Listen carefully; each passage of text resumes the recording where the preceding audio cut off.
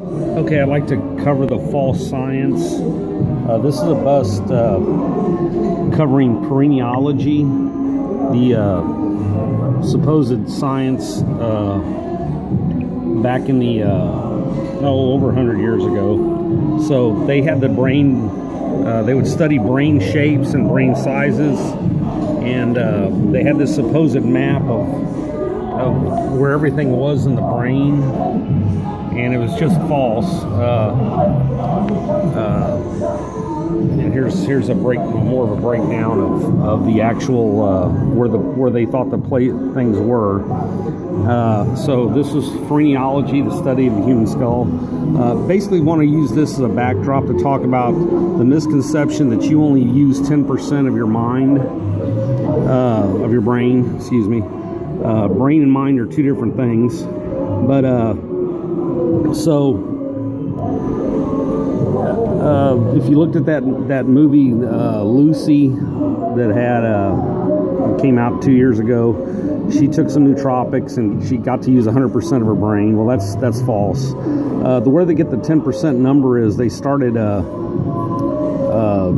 testing people that started having brain damage.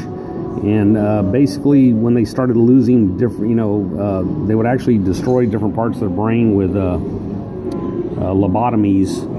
And when they get where they couldn't talk, they'd say, okay, they can still talk with 10% of their brain actually firing. It's not true. You use 100% of your brain now.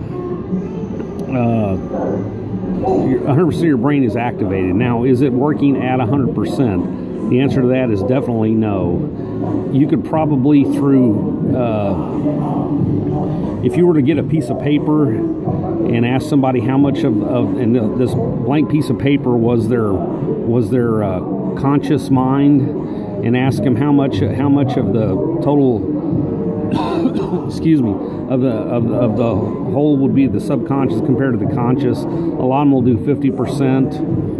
If you were to get a piece of paper, it would probably be less than 1% would be your conscious mind. If you were a practitioner of Zen or various other mental disciplines, you might be 2%, possibly 3% with nootropics.